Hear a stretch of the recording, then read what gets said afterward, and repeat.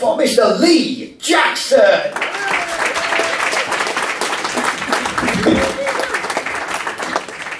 Thanks very much, Ivor. Go for it. Absolutely, absolutely. On an evening of PowerPoint slides, I thought I'd talk about PowerPoint because it's never really talked about. Everyone uses it, but no one seems to do any training on it, and no one wants to talk about it. It's like the elephant in the room. This was voted the world's worst slide on the internet recently. It's actually the tactical information about how to win the war in Afghanistan. Hence, now we're retreating and getting out of there as quickly as possible, because no one understood anything it was about.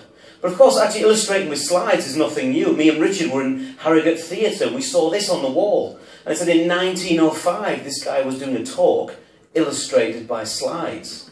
But of course, he chose his slides very carefully because they were very expensive. And now what we do is we just blame our software when we actually have bad slides. You know, whether you use Keynote, PowerPoint or Prezi, we should never blame our software because we are responsible as soon as we open up that program. So in the next few minutes, I just want to give you, if I can, great slides in a nutshell. 5 years of research that I've done to try and impact actually how slides are made. That's a really bad joke, I know that, by the way. Just 5 years of research to show you how slides can actually work. The first thing you should do is stop and ask yourself, does this talk actually need slides? I'm suggesting that tonight it does, because that's what you have to use. However, it's the first thing you should ever ask. And lots of death by PowerPoint would have been stopped if someone had asked that.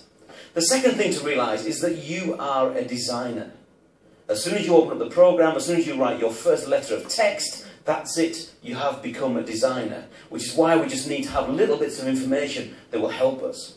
And the biggest one for me is to think billboard, not document. I was on a train recently and I saw a guy who was cutting and pasting his Word document into his PowerPoint slides. There was 100 of these slides, and that's all he was doing. It's not. We should design it for the person near the back row. And if you can't see the content of the slide within 3 seconds, it's just too complicated. If you can't read it in 3 seconds, simplify, because that's really, really important. But use images. Now, it's one of my favourite images. I absolutely love this image. I mean, how they've managed to get all these emotions into one photograph is just brilliant, isn't it? And it speaks so much more than just a few words. I just think it's absolutely lovely. But we must remember with pictures, we must get out of the 1990s. I still see this. If I ever see that, the two hands shaking in front of the globe one more time, someone's going to get hurt, right? Or clip art. If you see anyone in your office with clip art, just throw it in the bin. Emma showed this slide of a great uncle just a moment ago. And isn't it very powerful? Didn't even need any words. We just need to look at his eyes and see what's going on in his head. It's very powerful just to use a big image. You know, you might want a striking image like these base jumpers in Shanghai City. And the base jumper, you know, if you want this massive image, you think, wow, that's brilliant. You want to see the blue sky and everything. But what you want to do is be careful that you don't lose the impact by putting a template around it. Maybe your boss makes you use the corporate template, right? Maybe you have one you have to use. Then just tell them to chuff off, right? Because it ruins things, right? Because we have too much information, really. But of course, people talk about death by PowerPoint. They really do a lot. But I really believe that it's death by bullet point that's the problem. It's death by bullet point. Because bullets kill people and they do presentations. Here's your typical bullet point slide, okay? Have a read of it. There you go. By number 7, I've forgotten my name. I want to go home and sit in a darkened room.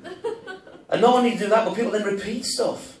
But then they think, I know what, I'll make them more interesting by making them long with transitions. No one's interested in that because our computer can all do the same thing. So don't dress up your bullet points with long transitions that no one's interested in.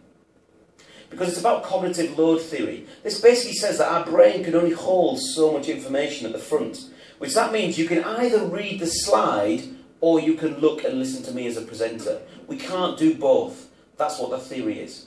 And even if you're doing complex information, Asda did this brilliantly. I don't work for Asda, right? But you can tell very quickly that they're cheaper than other brands.